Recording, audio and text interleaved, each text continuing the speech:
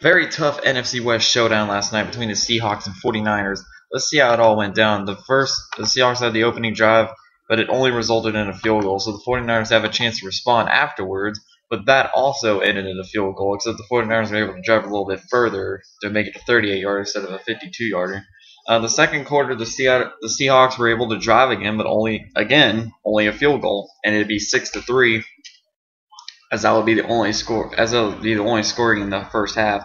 The second half, they were both standing on, and then Alex Smith was finally able to drive the ball down the Seahawks defense, and then a 12-yard completion to Delane Walker was originally ruled out of bounds, but then they reviewed it and overturned it to a touchdown, making it 10-6. And then the Seahawks had some chances to respond, but they couldn't do it.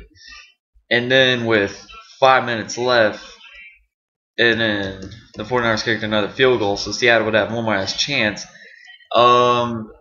They were gonna call a safety penalty, but they took it off because it was fourth down and the Seahawks were at their own 2-yard line, and Russell Wilson was trying to make a play. He completed a pass, and then they called a holding. I guess they overturned that call. I couldn't remember the end of that game too well, but either way, the 49ers won in dominating defensive display, 13-6. Good bounce back win for the 49ers. They needed something like this after getting embarrassed at home against the Giants. And the Seahawks, disappointing loss considering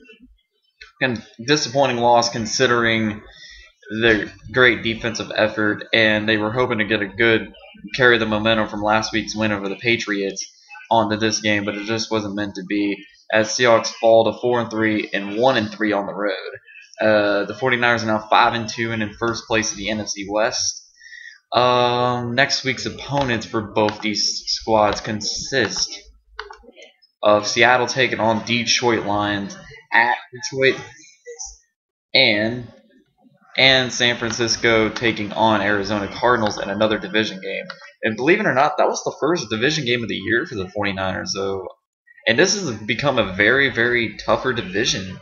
So this is going to be a very interesting race at the end. But I think at the end it's going to come down to the 49ers and Seahawks, the two teams that played last night. So that's just my opinion, and that's my prediction. But I think the 49ers are still head over heels over the Seahawks just by a little bit, and they will still win this division. Do you think so?